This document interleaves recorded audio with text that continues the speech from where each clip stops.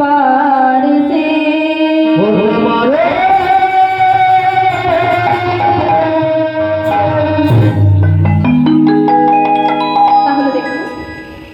सहस्र बदले यदि कहय अनंत एक दिनेर लीलाई तबु नाहि যায় অন্ত। দেখুন সেই ভগবানের গুণকীর্তন আজ আমরা এসেছি শ্রবণ করতে।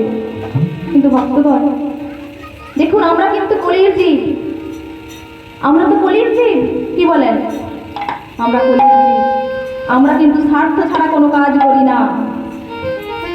তাহলে এই যে আমরা হরিনাম কৃষ্ণ নাম যে আমরা শ্রবণ করবো মা, এই হরিনাম কৃষ্ণ নাম শ্রবণ করার পেছনে আমাদের কি স্বার্থ লুকিয়ে রয়েছে দেখবেন।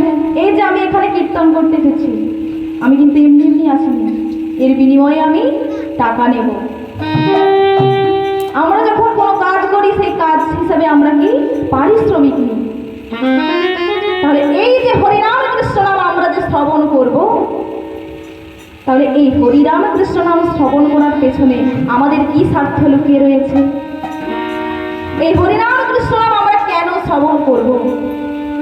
দেখুন ভক্তগণ, আমার মতো যারা অধম জীব, যারা আমার গৌর সুন্দরকে ভালোবাসতে জানে না, যারা ভক্তি সহকারে আমার গৌর হরির গুণকীর্তন গায় না, আজকে তাদেরকে ডেকে ডেকে আজকে আমার গৌর সুন্দর বলছে যে ভক্তগণ তোমরা একটিবার হরিনাম গাও, ভক্তগণ তোমরা একটিবার কৃষ্ণ নাম গাও।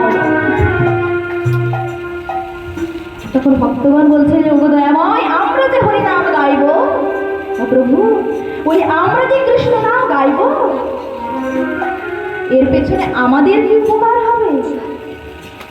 দেখুন আমার কলির ঠাকুর গৌর সুন্দর তিনি শিক্ষাষ্টকম নামক গ্রন্থে বলছেন, ভক্তগণ তোমরা যদি হরিনাম গাও, তোমরা যদি কৃষ্ণ নাম গাও, তোমরা একটা নয় 7টি উপকার পেয়ে যাবে।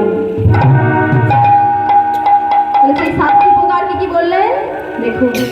আমার কলির ঠাকুর গৌর সুন্দর যার অন্তে কৃষ্ণ বাহিরে গোরা, যিনি নরহরির চিতচোরা, যিনি সার্বভৌমে চৈতন্য দাতা, সেই শ্রীবাস অঙ্গনে কীর্তন বিনোদিয়া আমার গৌরাঙ্গ সুন্দর তিনি শিক্ষাষ্টকম নামক তিনি গ্রন্থে বললেন, কি বললেন? যে